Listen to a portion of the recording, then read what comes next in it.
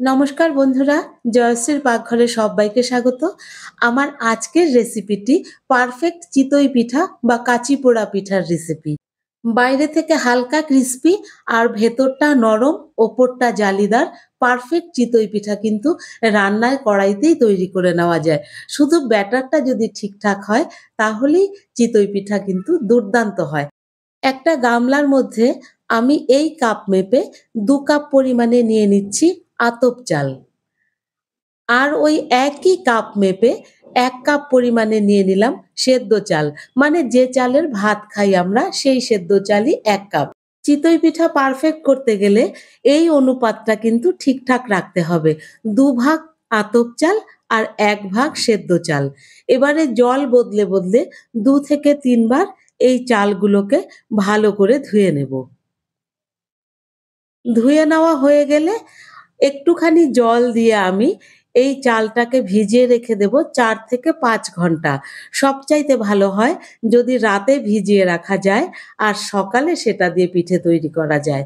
৪ ঘন্টা ভিজিয়ে নেবার পরে সম্পূর্ণ চাল কিন্তু দেখুন একদম সাদা হয়ে গেছে। এবারে একটা মিক্সিং জারের মধ্যে আমি এই চালগুলোকে দিয়ে দেব। অল্প, অল্প করে চাল দিয়ে আর অল্প করে, করে জল দিয়ে একটা স্মুথ ব্যাটার তৈরি করে নেব। চাইলে এ চালটা শুকিয়ে নিয়ে শুকনো গুঁড়ো করে সেটা দিয়েও পিঠে তৈরি করা যায়। তবে তাতে আরো সময় লাগে। সেজন্য এই ভিজিয়ে রাখা চাল আমি ডিরেক্ট মিক্সিতে পেস্ট করে নিলাম। দিয়ে দিলাম ১/২ চামচ লবণ। এবারে এই ব্যাটারটাকে পাতলা করে নিতে হবে। সেজন্য দিতে হবে হালকা গরম জল। এই জলটার টেম্পারেচার এমন হবে যে এই জলের মধ্যে আঙ্গুল ৩ থেকে ৪ সেকেন্ড ডুবিয়ে রাখা যায়। সেই রকম গরম জল এর মধ্যে অল্প, অল্প করে মিশিয়ে ব্যাটারটাকে পাতলা করে নিতে হবে। আর হাতা দিয়ে ভালো করে গুলে নিতে হবে। যেহেতু আমি জল দিয়ে, দিয়ে মিক্সিতে পেস্টটা তৈরি করেছি, তাই ফ্যাটানোর কাজটা মিক্সিতে অনেকটা হয়ে গেছে। সেজন্য আমি হাতা দিয়ে, দিয়ে এইরকম ওপর থেকে খালি ঢালতে থাকবো আর এয়ার বাবল তুলতে থাকবো। এইরকম এয়ার বাবলগুলোই কিন্তু পিঠেটাকে ছিদ্রযুক্ত করবে। ব্যাটারের ঘনত্বটা দেখুন, হাতার পেছনটাতে এইরকম একটা দাগ কাটলে সেই দাগটা কিন্তু মিলিয়ে যাবে না। এইরকম ঘনত্বের ব্যাটার তৈরি করতে হবে। এবারে ৬ থেকে ৭ মিনিট এইরকম করে গুলিয়ে নেব আর ওপর থেকে হাতা দিয়ে ফেলতে থাকবো। এই বাবলগুলো যত উঠবে তত ভালো পিঠে তৈরি হবে আর ভেতর থেকে একদম সফট তৈরি হবে। ব্যাটারটা রেডি করে রেখে দিয়েছি। এবারে একটা প্লেটের মধ্যে একটুখানি জল আর তেল মিশিয়ে এটাকে আমি গুলে নিলাম।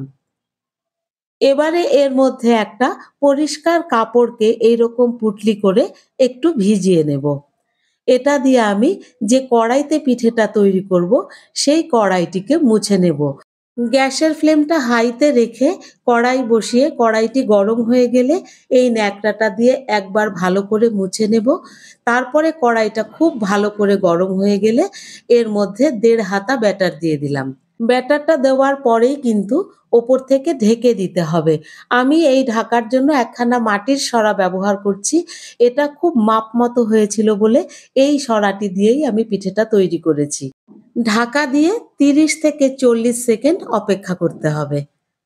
৪০ সেকেন্ড বাদে ঢাকনাটাকে সরিয়ে নিচ্ছি আর দেখুন কি সুন্দর ছিদ্রযুক্ত পিঠে তৈরি হয়েছে।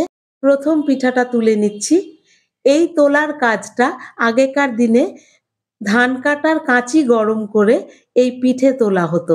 সেজন্য এটাকে কাঁচি পোড়া পিঠেও বলা হয়। এই ন্যাকড়াটা দিয়ে আরেকবার মুছে নিলাম। এবারে আমি ব্যবহার করেছি একখানা কাপকে। ঠিক ১.৫ হাতা করে ব্যাটার কাপের কতখানি ধরে সেইটুকু দেখে নিয়ে এই কাপ দিয়ে একবারে ঢেলে নিচ্ছি। আর ঢাকনাটাকে ঠিকঠাক সেট করে দিয়ে আরো ৪০ সেকেন্ড অপেক্ষা করছি।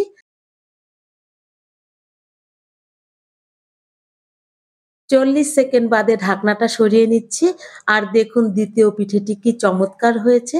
ওপর থেকে অসংখ্য ছিদ্রযুক্ত আর নিচটা হালকা ক্রিসপি। সব পিঠে কিন্তু এই রকমই তৈরি হবে যদি ব্যাটার ঠিকঠাক হয় আর গ্যাসের ফ্লেমটা হাইতে রাখা যায়। সব পিঠেগুলোকেই নামিয়ে নিয়েছি। ৩ কাপ চালে মোট তৈরি হয়েছিল ২১ খানা পিঠে। একখানা পিঠে হাতে তুলে দেখাচ্ছি দেখুন। পেছন দিকটা হালকা ক্রিস্পি আর ওপরটা অসংখ্য ছিদ্রযুক্ত আর ভেতর থেকে ফুলে উঠেছে আর দারুণ নরম। রেসিপিটি ভালো লাগলে একটা লাইক করে দেবার অনুরোধ রইলো আর চ্যানেলটি সাবস্ক্রাইব করে আমার পাশে থাকবেন। আর এবার শীতে চিতই পিঠা বানালেন কিনা কমেন্ট বক্সে অবশ্যই জানাবেন। ধন্যবাদ।